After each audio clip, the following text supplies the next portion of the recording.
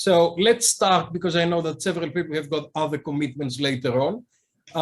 Ladies and gentlemen, welcome to the Hong Kong Gastronomy Festival at the Hong Kong Polytechnic University in the School of Hotel and Tourism Management. This is the Food and Wine Academy that is organizing the Greek Gastronomy Festival here, and coincides with my visit for a year as a visiting professor in Hong Kong. My name is Dimitrios Buhalis. I normally deal with things with strategic marketing and management and technology, but in this occasion, I'll be hosting this seminar, this webinar on Greek wine. Let me share a few slides with you, and I can introduce colleagues and friends before I pass the role to the chairman. So this is the Greek Gastronomy and Diet Festival 2022, and we're very privileged to have with us the Greek Consul General, Mr. Konstantinos Kattoulas, and we will be hosting the thing and we'll be starting the seminar, and then Professor Haiyan, who is the Associate Dean, and Vernon, who is the Chairman Emeritus of the Hong Kong Wine Society, will take over and they'll be chairing the session. We are very grateful to have with us Ms. Alexandra Anthidou, who is the marketing and communication person at the winemakers of Northern Greece. And I really want to thank Alexandra, because the reason why we're here is because of Alexandra. She brought together a lot of support for us, and she brought together 7 wineries, and she sent us 9 different types of wine, and I'll show you that in a minute.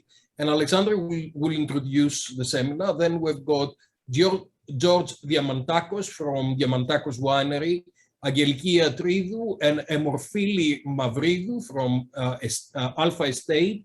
And then we've got Nicholas Zacharis from the Kyriani Winery. Welcome to everybody, and nice to see you here. Now, I like to say a few things about Greece and wine, because a lot of people in Hong Kong, they tell me, oh, we do not know about Greek wine. Greece has been producing wine for 6,500 years, and it's one of the oldest wine producing regions in the world. It's the best kept secret, because the Greeks love their own wine, so they don't want to send it down. They prefer to consume it themselves. So that's why you don't see that around. But when you see any of the Greek vases and all the ancient kind of representations, you see always wine being part of the ceremony. And they've got Dionysus, who is the Greek god, and the god of great harvest, winemaking, fertility, and also ritual, madness, religion, ecstasy, festivity, and theater. So Greek wine has always been part of the culture and history in Greece, and it has always been represented on a lot of the things that you find in museums and everywhere else. We are very privileged, as I said, to have the support from the Association of North Greece Wineries, and we've got 9 different labels of wine submitted by 7 wineries, and we're very, very grateful to you. And Bridget here is controlling us, so we don't touch anything until the regulations allow us to open. Apparently, the restaurants will be opening on the 21st of April, but the bars and the alcohol is not allowed yet, so we're gonna have to wait a little bit longer. But I think in May we're gonna have the master classes. Today we've got representatives from Alpha Estate, and we've got Kyriani, and then we've got Diamanturos. So we've got representatives of those 4 labels that we've got already, and we are going to have the master class sometime in May with the Master of Wine, Mr. Lazarakis, and Ms. Anthidou supporting us. So I remember I had something for the end. So this is our colleagues today, and I'd like to ask Mr. Kattoulas to say welcome. Thank you very much, Professor Buhalis. Thank you very much, everybody, for being here today.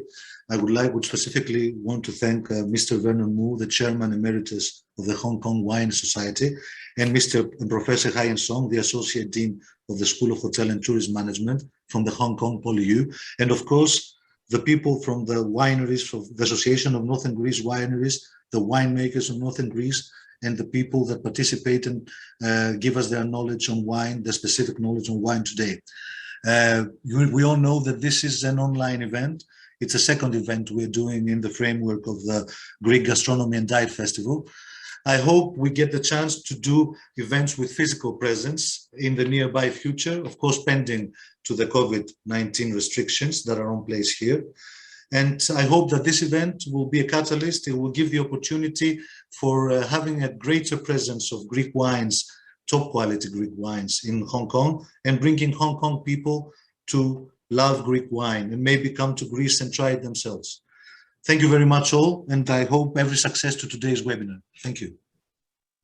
Thank you very much, Mr. Consul General. And now I'll pass the chair to Professor Haiyan and to Vernon, the Chairman Emeritus of the Hong Kong Wine Society.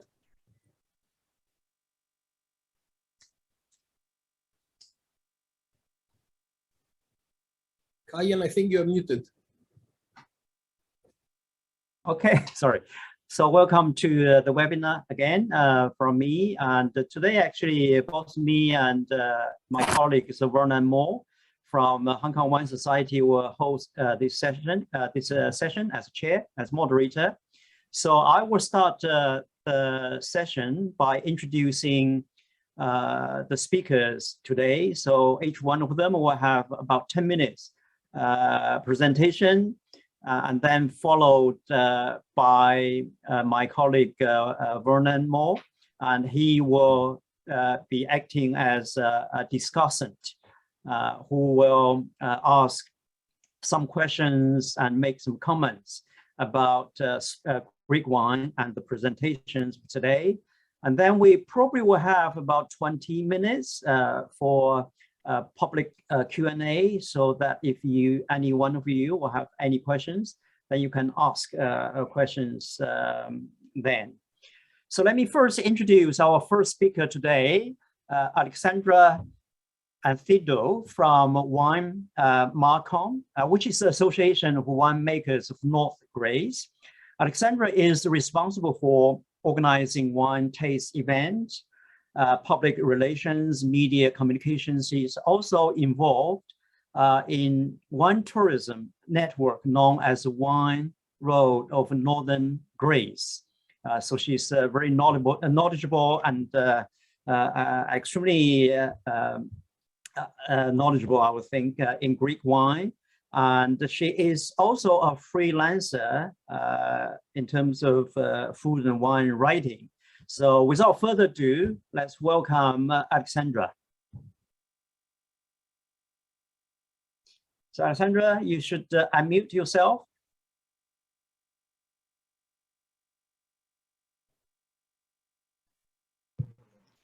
Hello, everybody. Greetings from Thessaloniki. Thessaloniki is the capital of Northern Greece, and we are extremely happy for being here with you.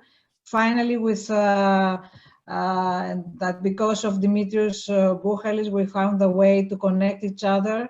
So Greece and Hong Kong, it's together now, which is great, absolutely amazing. Shall I start my presentation or wait for the other people to introduce? No, actually, I'll introduce every speaker one by one. Okay. After, yeah.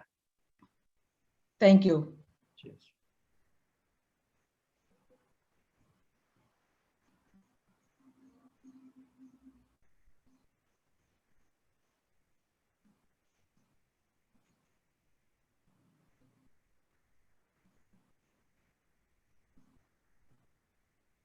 Alexandra, do you want us to share the screen or you will share yourself? The screen for my presentation? Yes. Okay, yes, please. Right, so Richard, I think Alexandra is expecting us to share the screen. Can you see my presentation? No, we cannot see. Okay, I'm sorry. Yet. Please.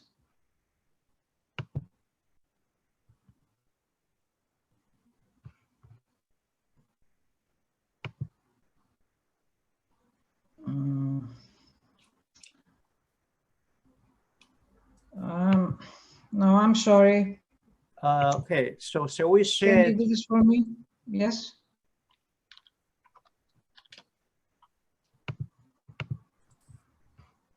No. Okay, let me share for you. So just let me. Thank you. Just Sorry, let thank me. you. Thank you. Okay. Oh, I was disabled for sharing, so I was not given the right to share the screen. Yeah. Who actually control the right? Bridget, are you controlling the right? Okay, it's shared.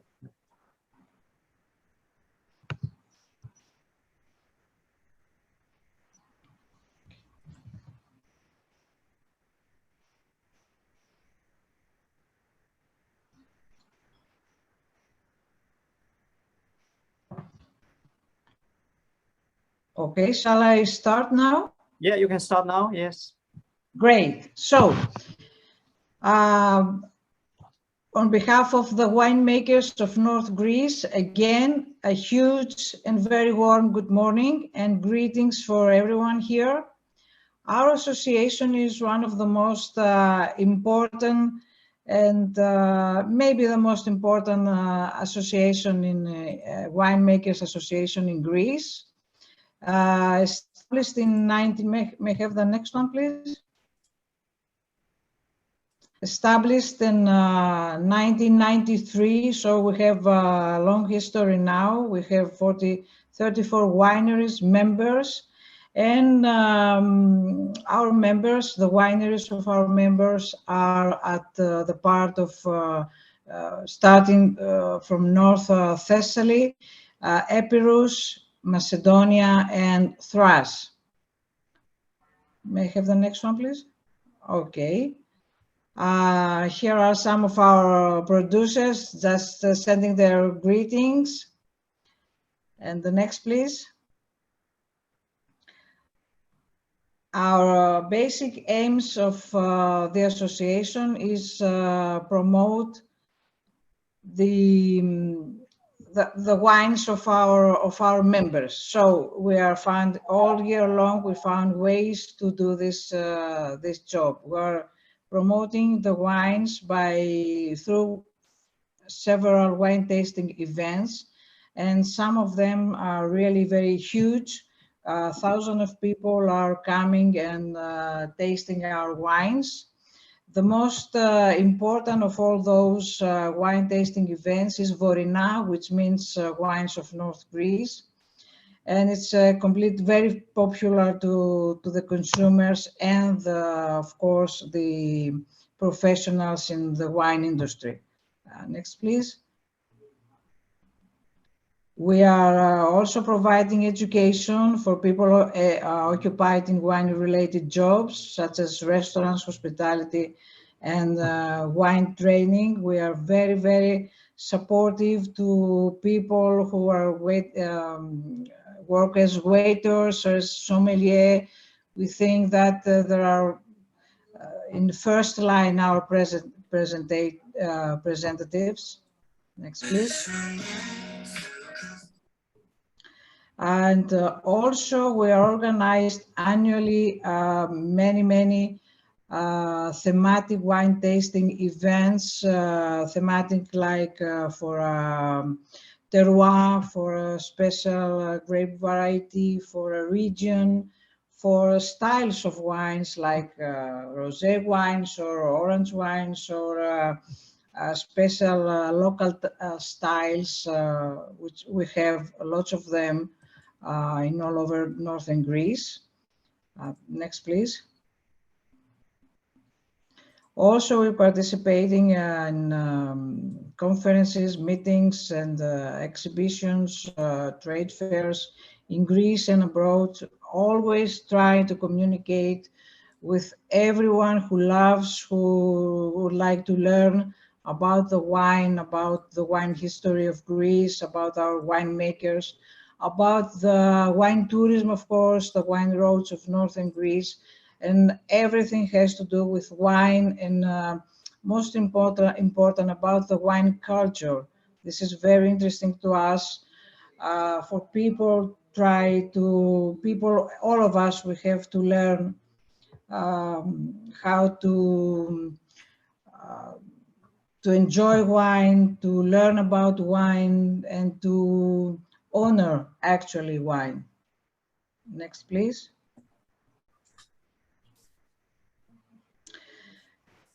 We run the wine tourism networks, wine roads of northern Greece, which, as I told you before, are wineries all over northern Greece. So there is quite a huge difference between the wineries and the scenery, actually the vineyards and of course the grape varieties. So there are a lot of wineries in a high altitude at mountains or close to the sea or close to or between lakes. So there is a big variety of different styles, wine styles. We also try to communicate this with wine writers, wine journalists, and people who are involved in wine tourism all over the world. We're also participating in conferences has to do with wine tourism. And next, please. Okay, so here we have a map of northern Greece, as I told you before, from northern Thessaly, Epirus on the west. In the center part of the map is Macedonia, and in the center of Macedonia, in the center of northern Greece, is Thessaloniki. Thessaloniki is for us the crossroad of the wine roads of northern Greece. There is an airport, a very, very capable one to accept, to welcome visitors. There are many, many places to visit in Thessaloniki and all over northern Greece, of course, archaeological sites, museums, and of course to see a lot of our wine history there. Thessaloniki is also the capital of gastronomy of Greece, and recently was accepted as one of the cities, gastronomy cities by UNESCO, and is the first city of Greece who is in this family. So Thessaloniki is, and of course all over northern Greece, is a place mountainous with a lot of coastlines and a lot of plateaus with lakes, high gastronomy interest, high gastronomy interest, and beautiful, beautiful scenery and many local indigenous varieties. Next, please.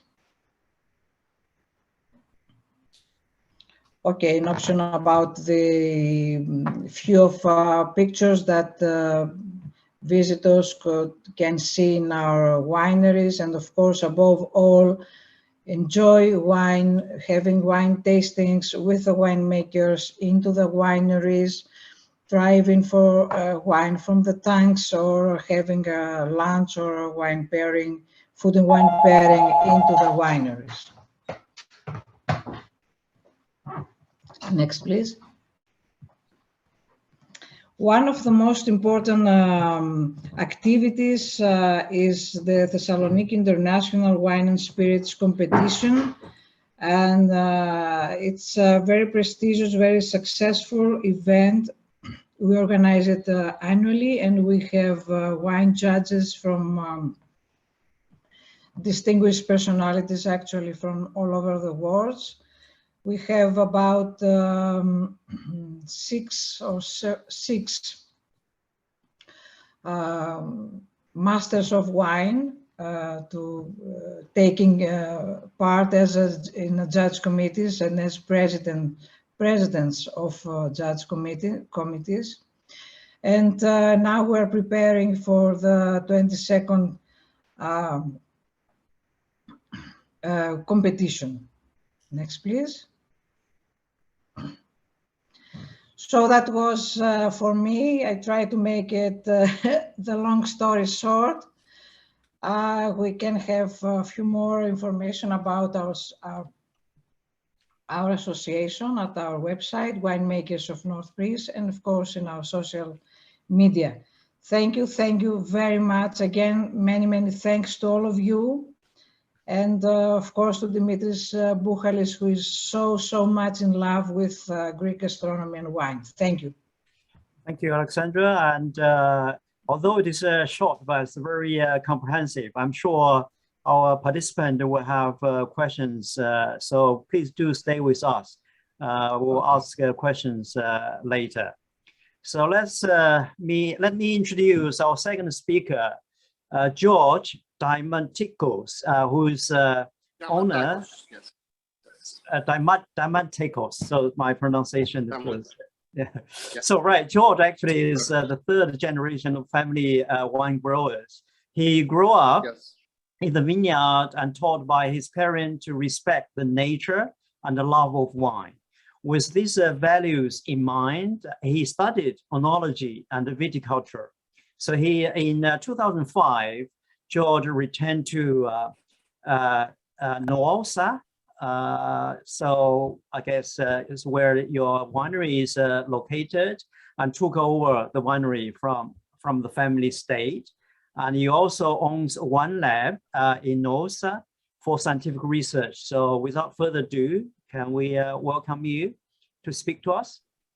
Hello, Mr. Song. That's my story, yes. Quite briefly.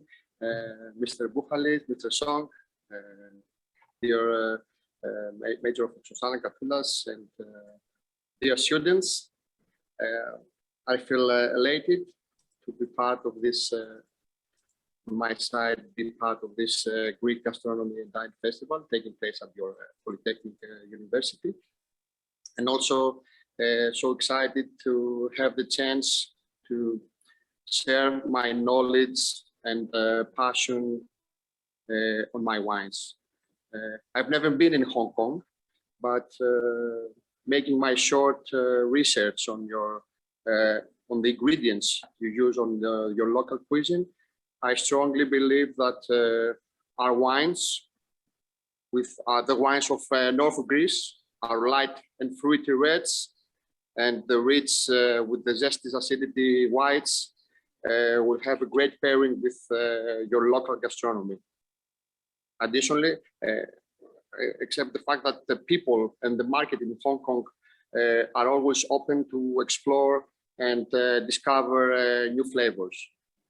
As you know, Greece is a small country, and we're not, and it's a fact that the last years, the Greek wines have made a significant impact into the worldwide market based on their authentic character, their authenticity, the cultural heritage due to the too many indigenous varietals, grape varietals that you may find and we cultivate throughout the country, more than 300.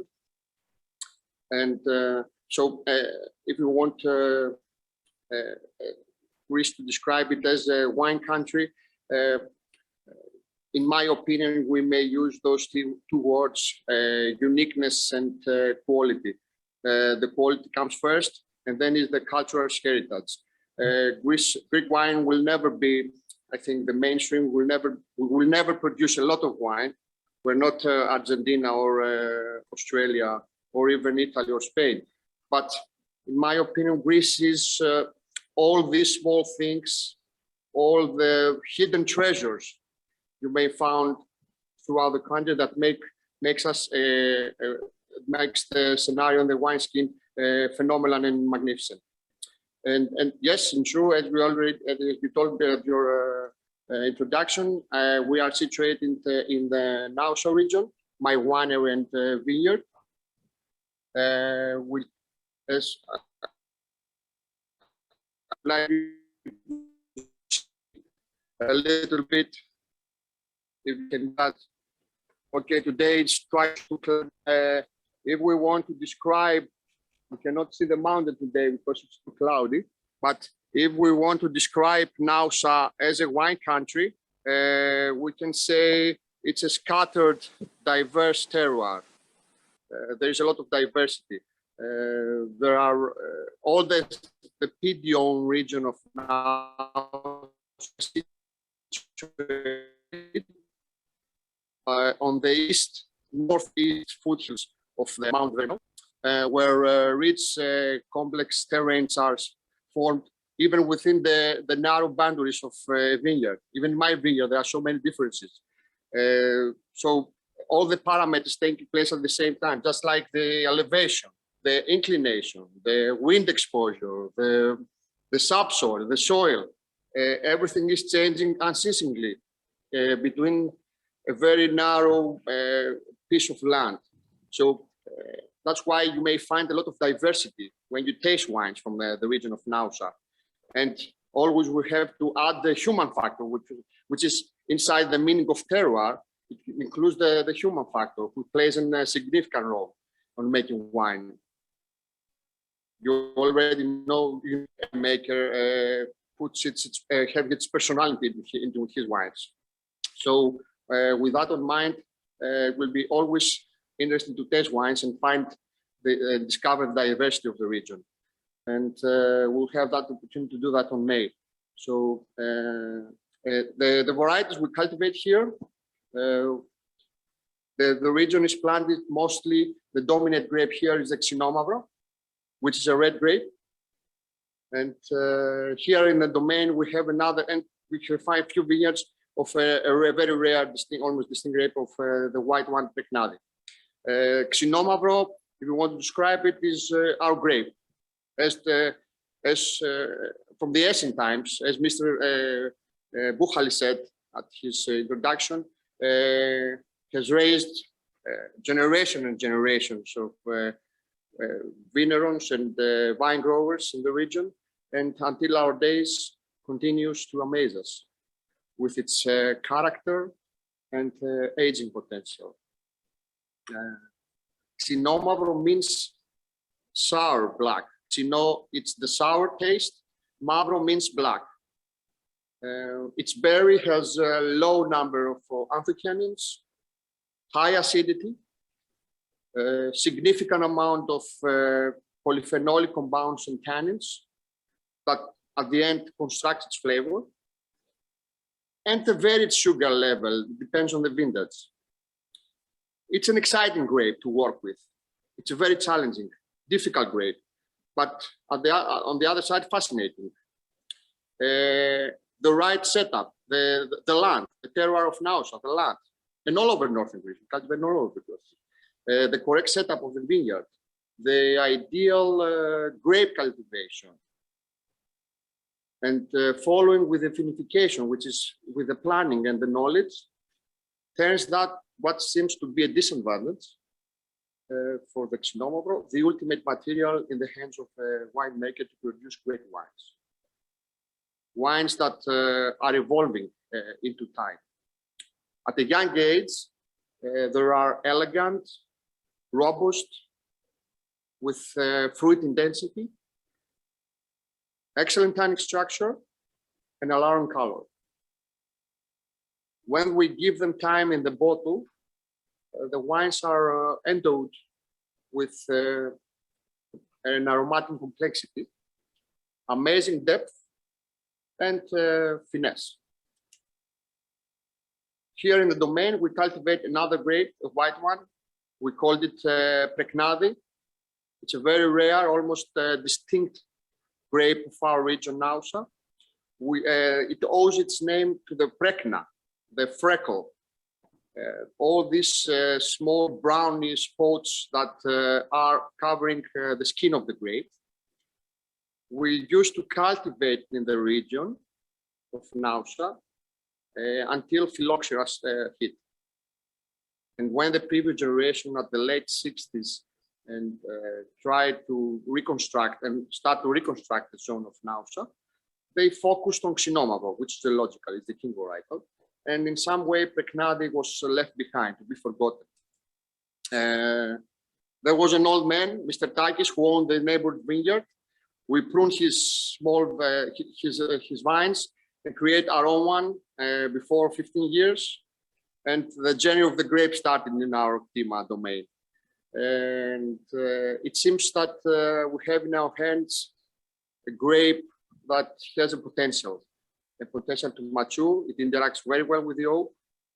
It gives wines with mellowed yellow fruit aromas, quite intense, medium plus acidity, and very flavor at the back end. I think that Preknadi reflects what we're saying, that reflects the quality and the uniqueness of the terroir of Nausa. And of course, we feel joy and anticipation to further explore it and discover it. We produce, as an estate, 2 labels. The Nausa, made from 100% Xinomavro, and the Preknadi, made from the 100% Preknadi. The total production, the annual production here is around 25,000 bottles, 2,000 cases of wine. And we focus and concentrate on working on those 2 grapes and have the evolution inside year by year from inside of those 2 labels. And gain some quality, pick up step by step, year to year. The area where I situated is called Mademi. We have an elevation here of 250 meters. 60% of the vines are having southwest orientation. The rest, 40%, are facing east and north. Inclination varies from 5% to 10%. It will be interesting to pick up a stone here.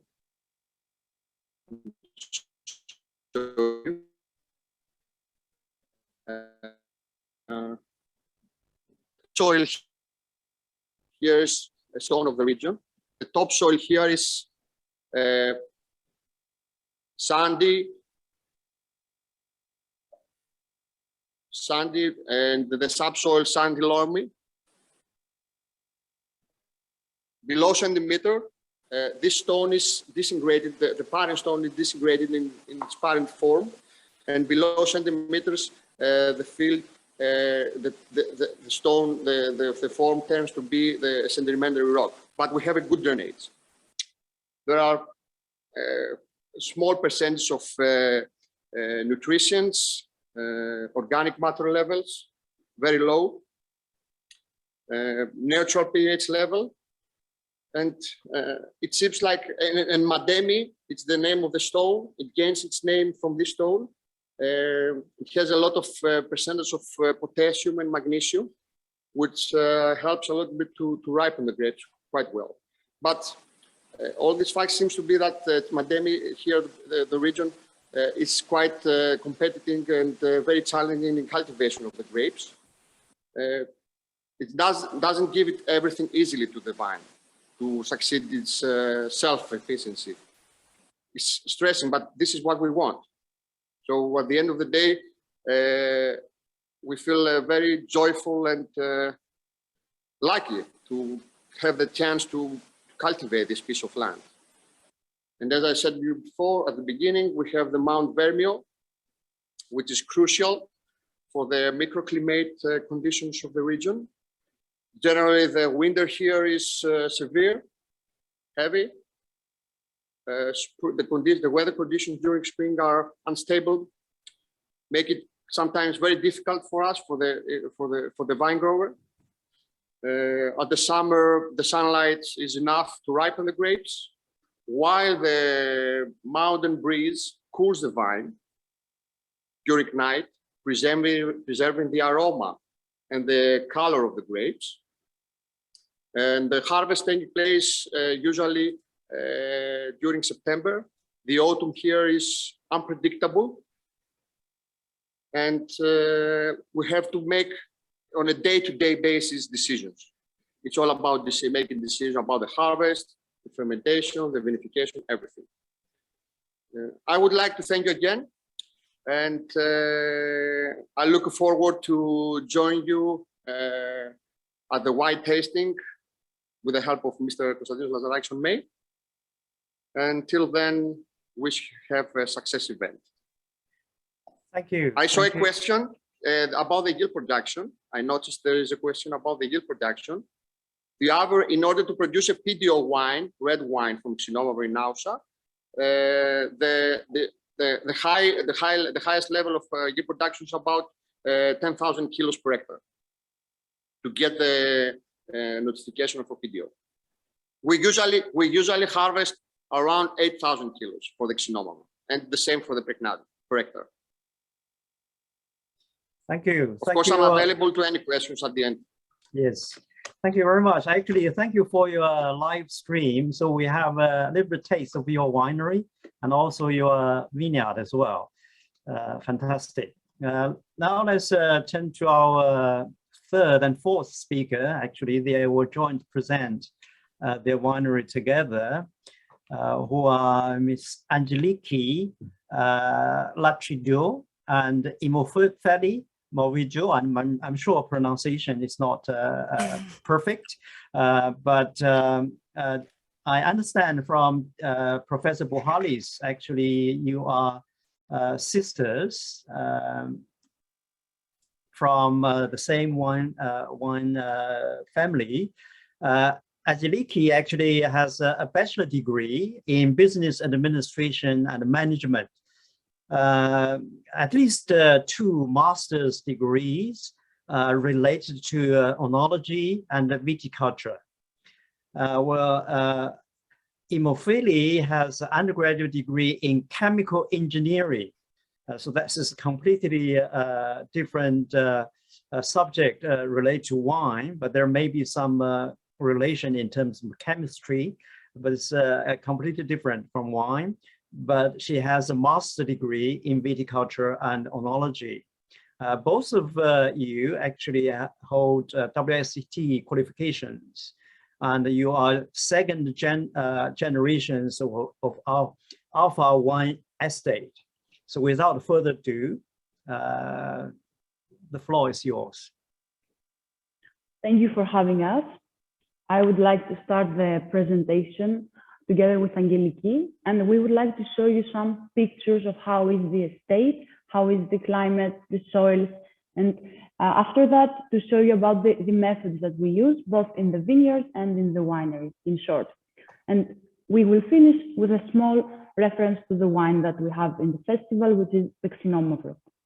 So let's start with the presentation.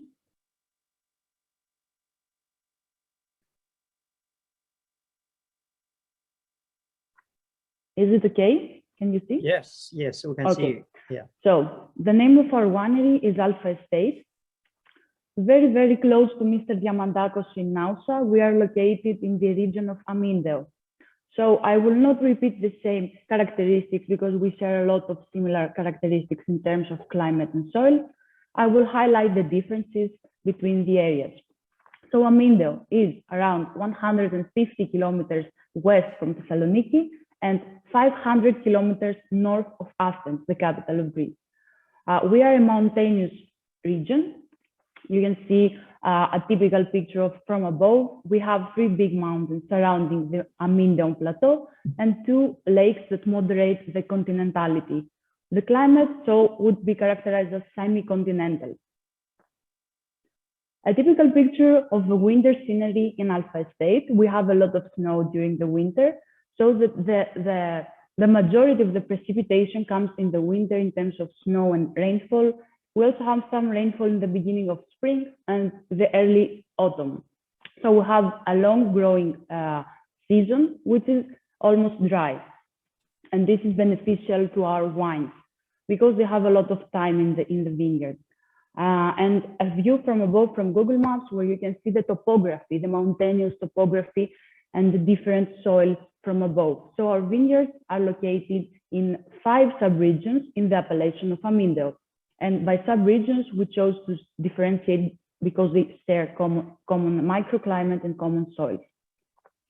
You can see a typical soil profile. So it's sandy and on a limestone bedrock. This is poor in nutrients and has a good drainage capacity. So both those elements are beneficial to the wines and they offer an optimal maturity.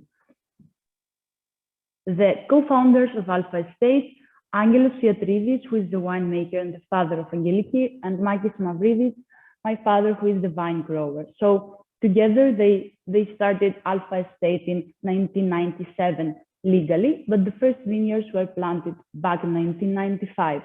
So 7 hectares were planted back then, and today we have reached 2,020 hectares of vineyards, estate owned. Let's see how is the situation in the vineyards. So we focus a lot on sustainability, which we get a certification, for which we get a certification every year. And our approach is to sustainable viticulture and precision viticulture. So you will see a lot of pictures showing the practices that we use. For instance, cover crops. We do not intervene in the vineyard intensively. So we leave the cover crops in between the lines for better soil, for soil sustainability. We have weather stations in the heart of the vineyard, and we monitor the weather very, very closely before we decide to make any interventions. The biggest asset is the regulated depth irrigation that we use. It's a system that we imported back in 2000 from Israel, and this waters the vines underground by drip irrigation. So water is very important to us, and we try to not waste it and recycle it in the best possible way. So the pipes, the underground pipes, are more than 2,000 kilometers if you put them in line. Green harvest is a practice that we apply in the red grapes and mostly for Xinomavro. It is a practice that is around Verezon. So we reduce around half of our production in order to have the best maturity for the remaining grapes. Harvest is manual 100% for all our varieties. We have a lot of international varieties, but we also cultivate the indigenous variety that we have here in Amindel, that is Xinomavro, for which it holds a PDO, and other Greek varieties like Malagousia and Assyrtiko. And each year we choose to make major replantations in the vineyard in order to have more healthy planting material and better reconstruct the vineyards. So now Angeliki will continue with a short winery introduction and cellar introduction. So hello everyone, I'm Angeliki. So after Morphil, I will keep going with what happens inside the cellar. So I have some information that I put minimized in order to have an idea. So after the harvest taking place at around from September to October, October is for the Xinomavro grape variety. So generally we have a minimum intervention in all of our situations and that taking place inside the winery. These are some photos that are showing what occurs inside the winery that I'm going to explain in some minutes. So here are some refrigerators. So after the harvest, the grapes come that generally we're an estate-grown vineyards. All our vineyards are at about 2 kilometers from the winery. So after the harvest, they come to the refrigerators to stay at about 8 to 12 hours. So here we're showing that the optical sorting, which is what is that? Is that based on the berry, on the size, on the overall weight, we have we choose to keep the most qualitative ones, and with an injection of air, the less qualitative are left out from the machine. So here there is horizontal vinificators. I'm going to focus a little bit on the Xenomavro variety. This is a special adapted equipment. So the phenolics extraction of the seed during the tastings is being chosen based on some, and the machine is working based on some principle of the perforated grill, which is at the bottom of the tank. Then we have we possess an R&D, research and development department, which is actually in order to practice some viticultural and winemaking techniques, such as Xenomavro project that I'm going to explain later when I will introduce you the bottle of Xenomavro. So here is one of the, if it's not the most, one of the most important infrastructure in the winery, which is the Barrel Cellar. Generally, we have French oak, specific ones from 100-year-old trees, from Aliette, José, Zupir, specific forests that we go and choose them during around February season, months, excuse me, and they come to October in the winery. It's the barriques, the French barriques are white toasted in order to minimize. We don't want to, we have so much red fruits, even for our red ones, and we don't want to mask this fruit characters that our wines are fine to have. So this is very important for us. And this is a bottle cellar, and my dad. And the bottle cellar, we have only, the aging takes place for the red wines for about 1 year before they are released in the market. Also there, we have for about 1 month after the bottling in all of our wines that the wines before they go to the market, they stay for about a month in order to be a little bit relaxed after this, the stress that occurred during the bottle process. Okay, these are some certifications. So we are finally to the fun part. So this is the wine Alpha Estate Xenomavro that we present today. It's our 100% Xenomavro. It's called Hedgecock. It's a location, it's a sub-region in the Amindon of at about 700 meters above sea level, with a northern exposure. Generally, we have, as already Morphili mentioned, manual harvesting. What is very important to be mentioned is that we have participated to a 10-year project of Xenomavro clonal selection. So with a collaboration to the Nursery Bacasietes and IFV, Institut Français de Vignes, and throughout successful evaluation, we finally achieved to isolate 2 clones of Xenomavro based on some organoleptic and aromatic characteristics, clones 37 and 19. So a little bit about the wine and the Amindon and the Xenomavro of Amindon region. Amindon is generally the motherland of Xenomavro, and describing here its expression of Amindon ecosystem. It's a around 35-year-old vine. It's a late season harvesting variety, as already mentioned. We have the whole process of vinification is a desteaming. It's an optical sorting, a light, very light crushing. Because of the seeds, we don't want to crush them to have some bad acidities and afterwards. Then we go to the tanks. We have a cold soak afterwards to increase the quality of the extraction. Then we go to the barrels, which the aging takes place at about 12 months. And for the smoother development of the tannins. And the aromas generally is a light purple color, dried fruits, prunes mostly, and crispy blackberries.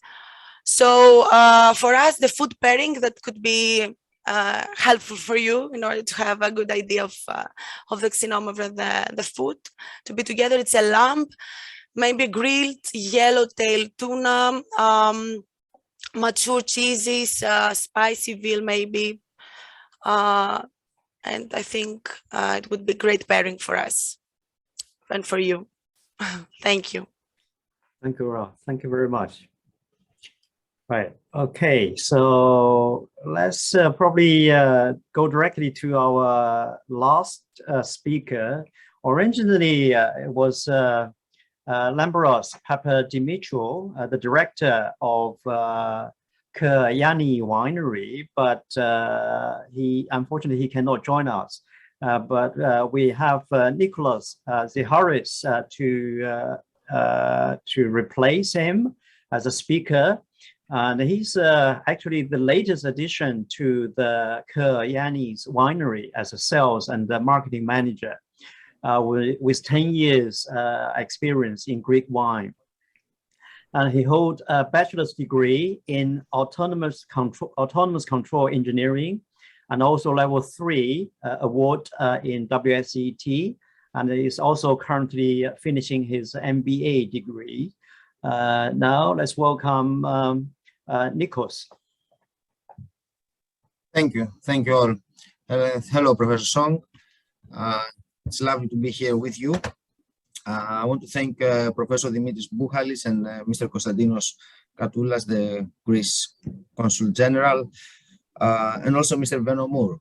So what I'm going to do now, I'm going to do a review of what we said so far. I will share my screen. Let's go here. Okay, so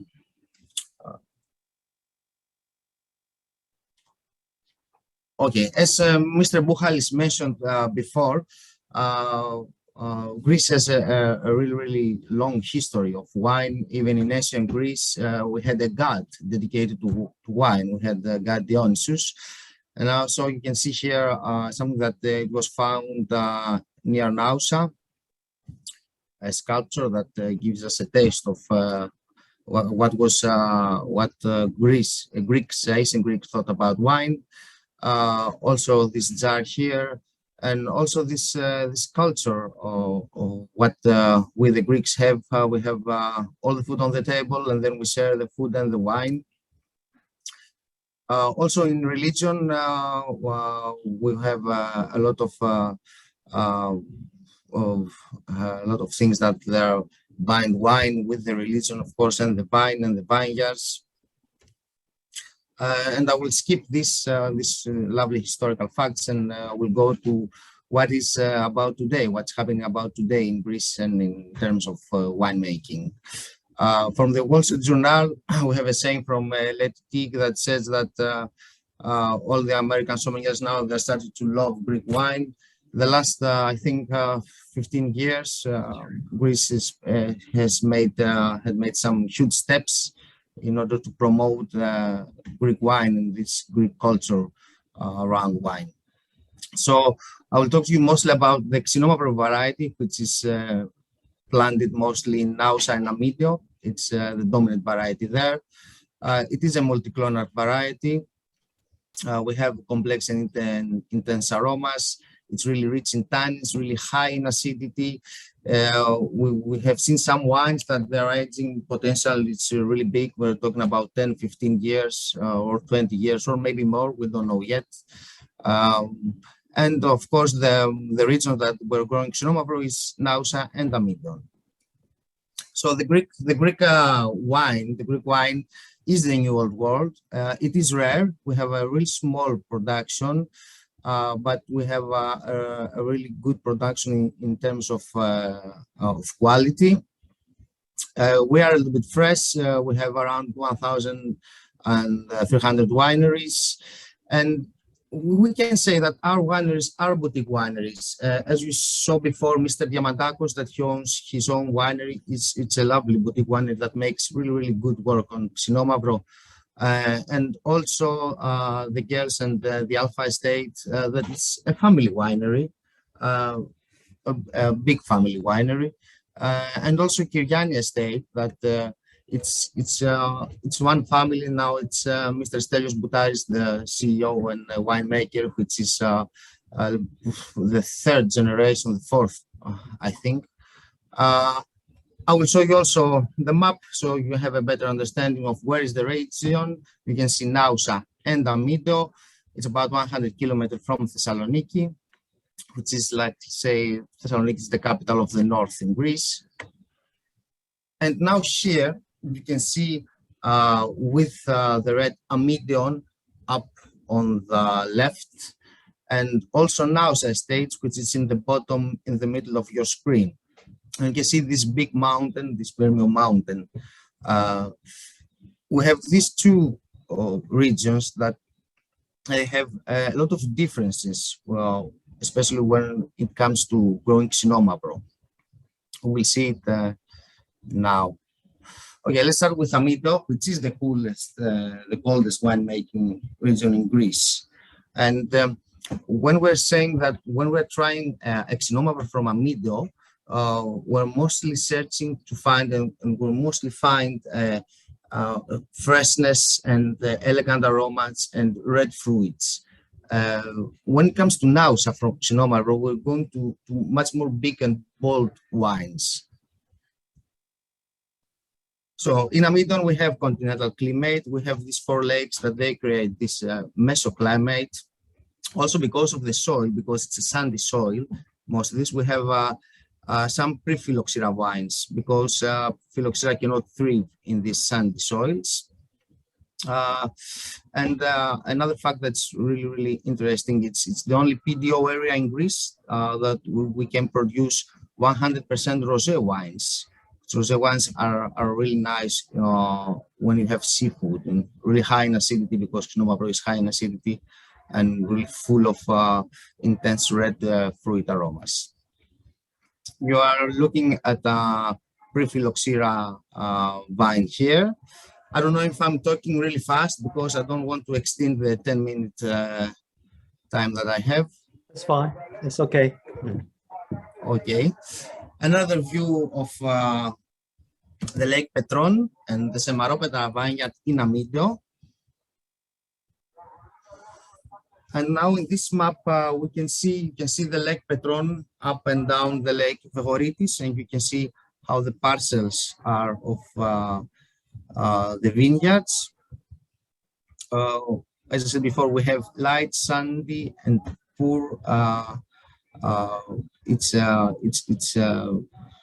soil of the Xinomavro area in Amidio.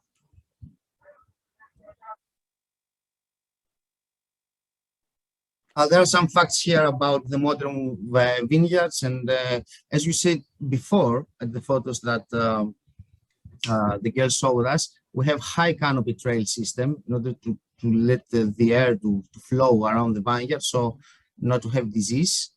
As we said, Preknadis is another variety for another white grape variety in Nausa. Also, we have in Amidon, we have white grapes such as Roditis and Sauvignon Blanc. Especially Sauvignon Blanc find, let's say, another home in Amidon. We have really, really good examples of Sauvignon Blanc. Another view of the Samaropetra vineyard. And let's go now to Nausa again. When we have more complex wines, when we have wines of character, with very good structure. As Mr. Diamadiakos told you before, Xinomavro is a grape that really depends on the year. Okay, so we have good year with Xinomavro and sometimes not that much good years. So now it's a cold Mediterranean climate. We have heavy soils. We have production of terroir wines because there are really big differences even in the same in a small area, let's say in an area that covers 10 kilometers. We have really big differences in the soil, so that gives us the opportunity to cultivate the vines and to make wines from different small parcels. and then we can decide if a parcel like number 5 in the Kyriani estate can make a really, really good wine, or we can blend some parcels together in order to take the maximum, the best wines. Okay. In Nausa and Kyriani, the average vineyard age is about 30 years old. And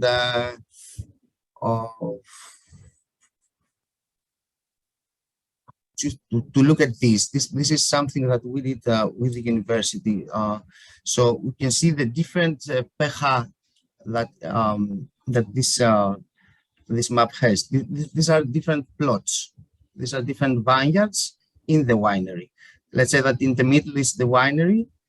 We're talking about an area that does not extend 4 or 5 kilometers in length.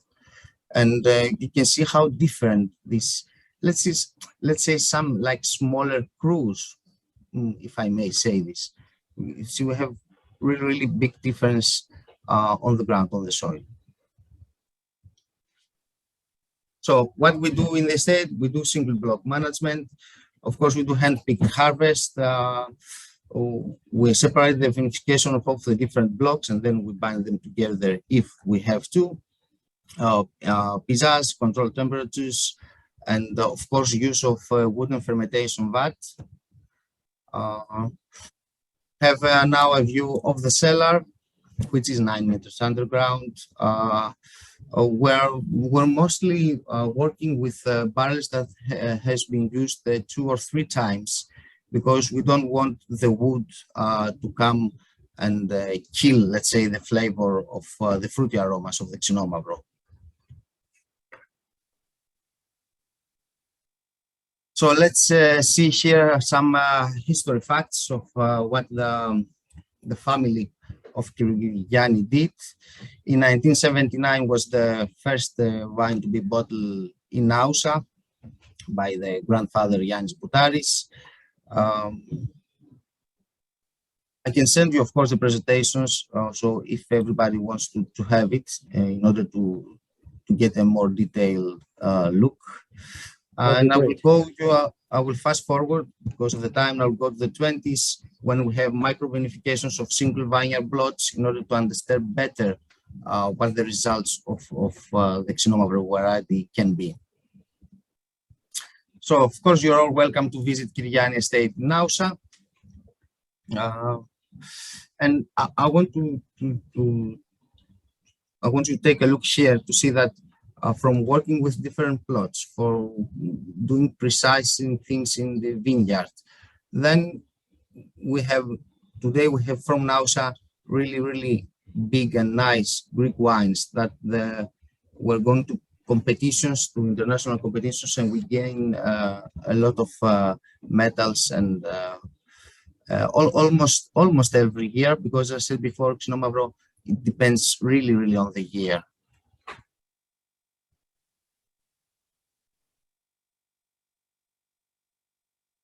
So here are some facts from the years. You see that 2018, it was a year for strong nerves. We had to fight in the vineyard in order to have a really good result. 2017, it's an excellent 1 year, and I think that you will taste wine from 2017 in your tasting. I think you have the Ramnista, and I think it's from 2017. So you can see how a really good year can be. Thank you very much. If you have any questions that I can answer, I'll be glad. Thank you, Nikos. And now we have all presentations. We started with a general introduction to Greek wine, especially Northern Greek wine, and also Greek wine tourism, followed by four speakers who introduced to their wineries. Each wineries has their own characteristics, but due to time constraint, we have not been able to cover everything related to Greek wine. But let me pass Mr. Vernon Moore, who is Chairman Emeritus, the Hong Kong Wine Society, to comment and discuss the presentations. Well, thank you very much, Professor. I think the presentations have been absolutely fascinating. I have made extensive notes as we've gone along, and I think that they stimulate a desire to know much more about Greek wines, to have wine tastings, which I think you may be even organizing a wine tasting of Greek wines in the coming months. And I'd just like to say a word about the Hong Kong Wine Society, that we have been going about 40 years, and we every couple of weeks hold blind tastings of about a dozen wines. So we have a great range of activities, and indeed once some 10 years ago we held a tasting of Greek wines here in Hong Kong, which was a competition between Greece and other parts of Europe, which Greece won. So that's pretty good. Now I have one question I'd like to ask, and it's about the supervision of quality, because in the presentations we only had one remark which could be related to the control of quality. It's PDO, which is the designation type of quality. But what system is there in Greece for evaluating and telling the consumer the relative quality of wine? So our speakers, any of one can jump in. Yes, Mr. Professor, here's George. Hi, thank you. As I mentioned before, the higher the limit in order to achieve the PDO, the protected designation of origin, in now and every we have the title of the PDO wine is to achieve the 10,000 kilos per hectare, the yield of the production. So you're not allowed to produce more wine from a specific vineyard.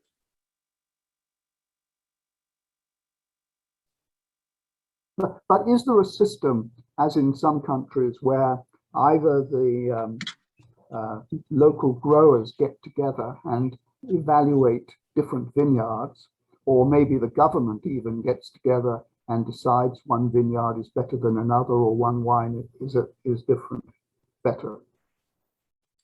Yes, this is something we have to move on. I think you know that the governments usually go slower than the individuals, and we're not on those time of the years now. We're not living these years in Greece. We have made huge steps over the last 20 years, improving our quality, the quality of our wines, and now we're living the years that we try to find out the limits, where our wine stands at the international level. I believe that the next 20 years will be on that, what we refer, to find out and see where are the sub-regions. Already the bigger wineries are doing that. I own a small vineyard, but as you said, you saw from Haiyan and Thema Alpha, that they already have their eyes looked and find out what are the difference between even the narrow boundaries of their land. But this is something that will follow. Now we want to produce better wines, better xenomagrons, increase get more money for our vine growers. The years that come, the game, I think that the quality will arise better from the vine. There are more potential to produce better wines from the vineyard. Mm-hmm. It's more difficult to produce better grapes than better wines now. Mm-hmm. And things that the other countries made before 50 and 100 years will come to us, I believe, on this generation and on. Well, that's very encouraging to hear. Yes. I wonder whether now we want to produce better wines. Yeah. Yeah. Well, good luck, and well, not just. And find out where our indigenous variety stands on the terms of the quality. It's not about only uniqueness. Uniqueness is on the one side. The wine has to be always to be good at the end of the day. Yes, it has to be good, and it has to be what the customer wants. Yes, exactly. Yeah. Those are the years we're living. 20 years is a short period. for winemaking. Other countries need generation to find out where are the Grand Crus and the Crus and everything. Yes. We will do that. Yes. In coming through the next 20 years, we all expect that the world may be getting a little bit warmer. What effect do you think this is going to have or has had in Greece? Can I answer this question? Yes, please. Yeah. But you can help me further. Sorry. So generally, climate change actually for at least us that we are located in this type of altitude in Amindao helped us because we are semi-continental, as already mentioned, big differences between day and night, which if there is a temperature 28 and 30 degrees and the night at 15 helps us a lot with the maturation. The older days back when we had a lot of issues with because the weather was cold even in the summer, we didn't have this kind of high degrees. So actually climate change benefit Amindao, at least region, and helps us finally reach the situation that we wanted for the maturation of our wines. So actually, at least for the next 20 years, we will be fine. So because nobody knows what's going to happen, but it benefits us. And I think now also is, even if it's a little bit lower, it does not have also a big issue as the southern part of Greece. So we are actually North Greece. We are still fine, producing very exceptional wines, all of us here. Also south part, but my home is north, so I support my home a little bit. That's good news. Yeah, there are significant changes. I'm sorry. Yes. Sorry, we see that there's obvious significant changes at the maturity of the wines, but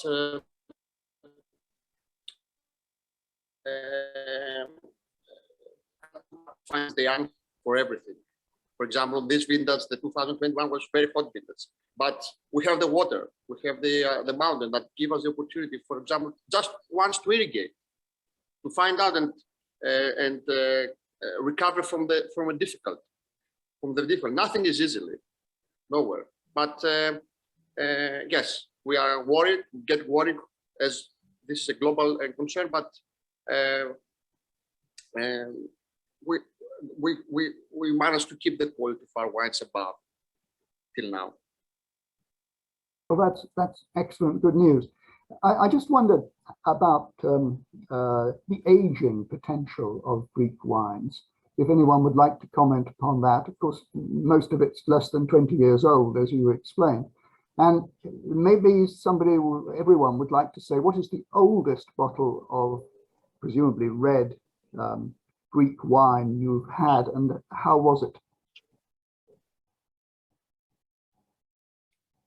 Our oldest bottles here is from 1994. They used to sell the grapes then, but that was an excellent year, and they make in an amateur way their own wine. The wine is perfect. It's alive. 94, right? 1994. Yes. We started making wine on 1998, 2000. But yes, Xinomavro has this age potential. It has this time structure. The polyphenolic compound that helps preserve all the aromas and the anthocyanins, which are the sensitive parts inside the wine. And yes, during the verification, we have all the material, we have knowledge now. Young people come and with the oak treatment regime, we think that we produce wines that have this energy potential. Although the wines now, before 20 years, the Xinomavro used to produce wines with a strength. The people thought that the wines are too nervous, too acidic. It's true that Xinomavro high yield production is a difficult grape to work with it, but now the young generation have managed to concentrate all the great characteristics that Xinomavro has and produce high level quality wines. Thank you. I pass back to you, Professor. I'm sure there are many questions from other people. Yes, all right, okay. So before we, actually there are some questions already in the chat box. Before that, I have one specific question, which is actually connected to the question asked by Vernon, the quality control system. From the wine producer's perspective, you always want to produce great wines, right? High quality wines. But from the consumer perspective, they need to know the quality of your wine. So my question could probably go to Alexandra.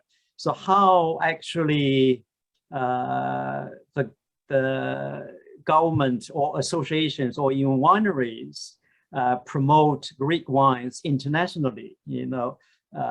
So what channels you have used to promote your wines?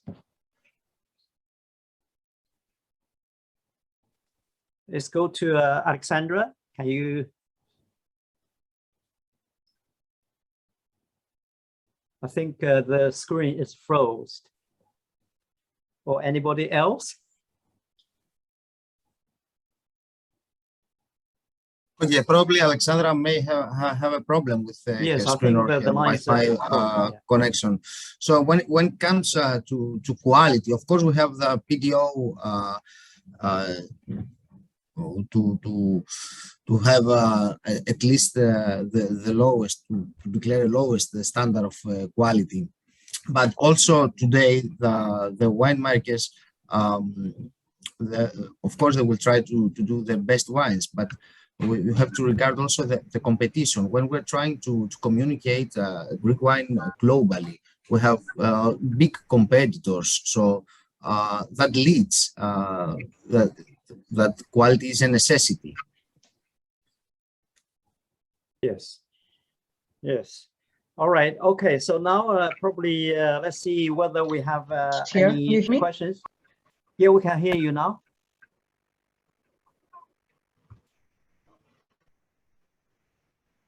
Hello, can you hear me now? Yes, yes, we can hear you now. Okay. I would like to add something about the Xinomavro and to make our conversation maybe a little bit lighter. We call, just give you something internal secret. We call it in Greece, Xinomavro, the diva of the Greek vineyard, and that's because Xinomavro is hard grape, hard wine to get to know it better. So it's like a diva in a distance, but attractive. And Xinomavro, it is attractive. That's why we really, not only we, but I think all over the world, we completely love, absolutely love it. It's an aristocratic wine, aging perfectly, giving fantastic wines. And also, we have a lot of, a huge range of different styles become from Xinomavro. Sparkling wine, sparkling wines, dry wines, of course, the red, since it is a red variety, but also we have Blanc de Noir Xinomavro, Rosé Xinomavro, even orange style Xinomavro, and sweet Xinomavro. For instance, Alpha Estate has a fantastic, really beautiful in taste and in aromas Xinomavro, sweet Xinomavro wine. And also Grape Mark spirits by Xinomavro. Of course, it's really a very attractive variety. That's I wanted to add about Xinomavro. Thank you. Thank you. So any questions from the audience? You just unmute yourself to ask questions, right? I think I've seen a question from Pearl early on that she was asking what would go with Chinese food? What wine pairing can go with Chinese food?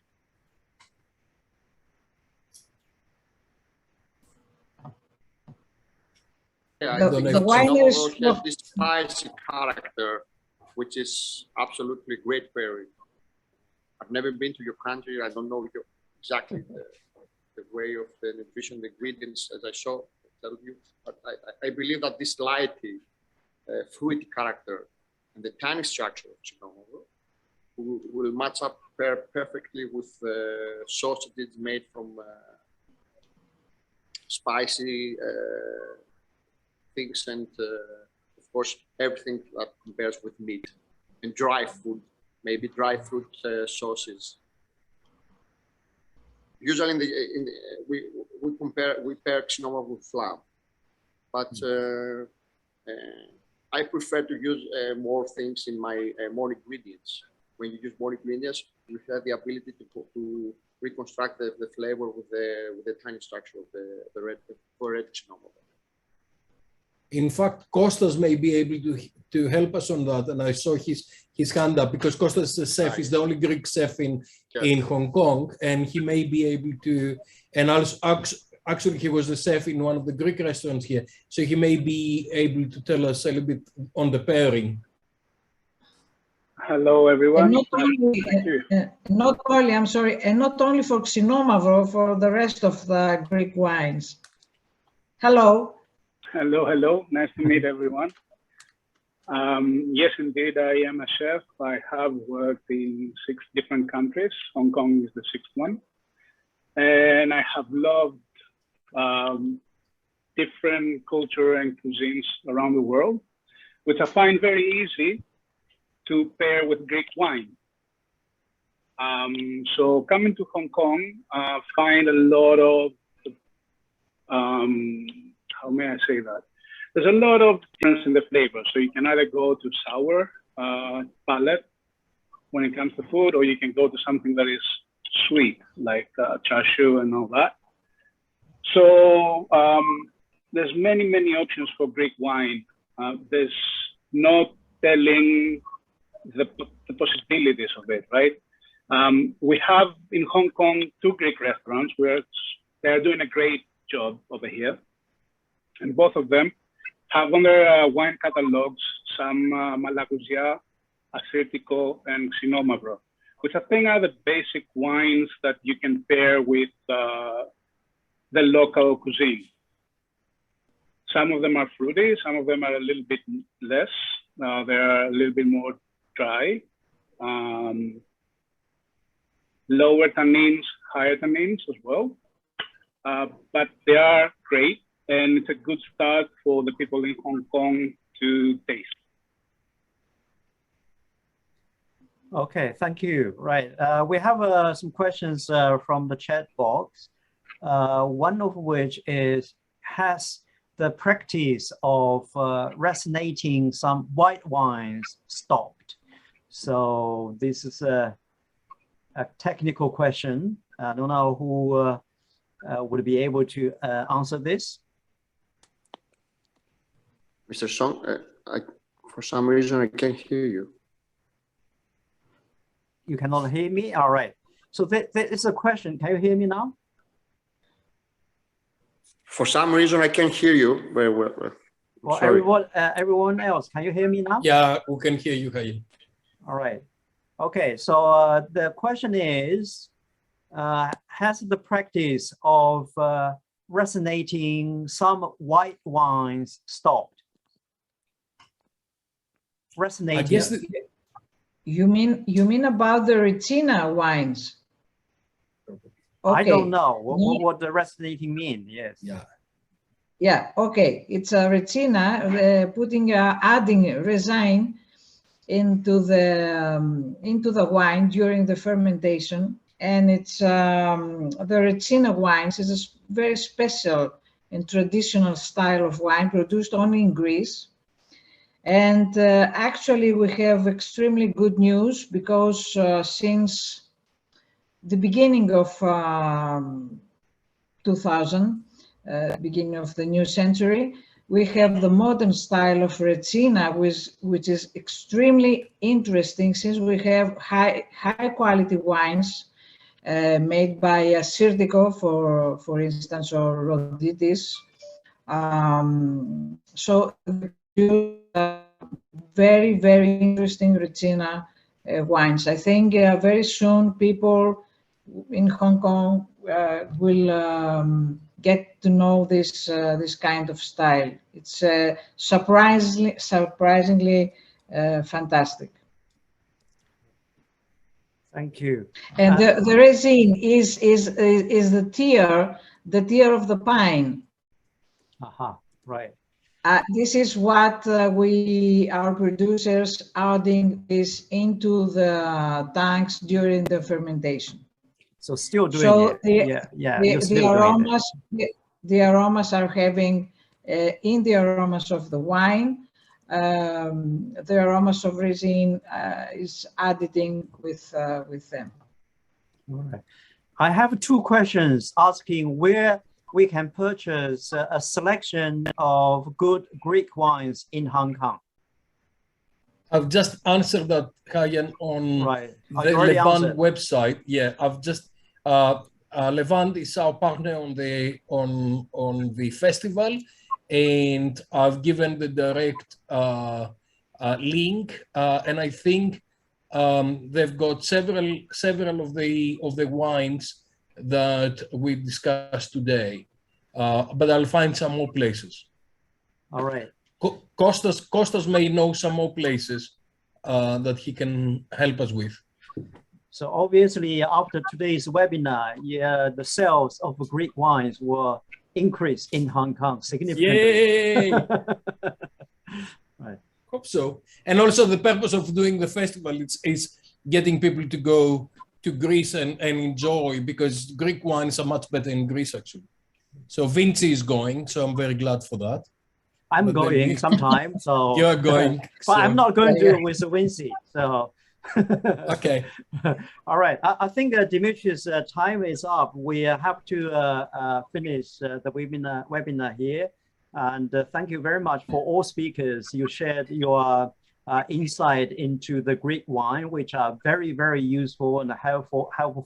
I think more people now probably understand more about Greek wines, and hopefully we will have opportunity to taste those Greek wines together when we have our masterclass at Hong Kong Polytechnic University. So stay tuned. We will send the message, the promotion around sometime probably later this month or early next month.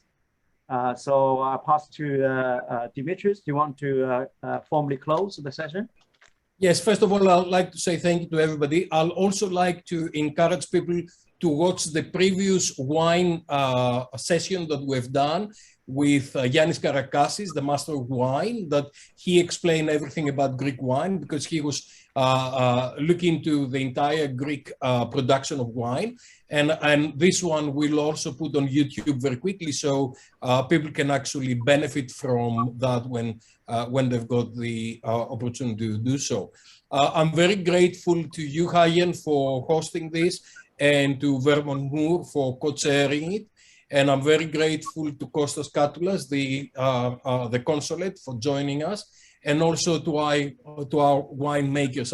And I've got to say that, you know, it's so fantastic to see people like George, people like Angeliki, Morphili, and Nikos, the new generation of winemakers, that they're so passionate about this thing. And they're also very competent in terms of what they're doing, because probably the previous generation, there are people that they were doing wine because this is what they were doing. But now I think we're going to the science of the wine, and I'm kind of understand much more since I came to Hong Kong about the beauty of the Greek wines. And I very much hope that a lot of people will be going to Greece to see the different wineries and actually explore the climate, the terroir, and all the food and all the gastronomy of Greece. And I'm here for another few months, so if anybody needs some advice where to go and how to go, we're here to help. And I'm very grateful to the Association of the North Greece, the winemakers of North Greece, and particularly to Alexandra Anthidou for coordinating with the different wineries and the 7 wineries that have sent us the 9 different etiquettes. And I'm very grateful to Brigitte and to all my colleagues on the food and beverage in Hong Kong Polytechnic University and the Food and Wine Academy for coordinating all that and helping all the background. I'm not grateful that I'm not allowed to touch any of the wine yet until the conditions allow it, but I understand it. Thank you very much. Please get some Greek wine. There are several people that they have included addresses there and different places where you can get some Greek wine. Hopefully on the 21st of April, restaurants open in the evening. Please give me a shout if you like to try some Greek wines together, or we can get some Greek wines and go to one of the hotels or something and try that, or go to the Greek restaurants and enjoy some Greek food. Thank you very much. Really appreciate everything. Hopefully hope to see you on the master classes when we try the wines very soon. Okay. Bye-bye. Thank you very much.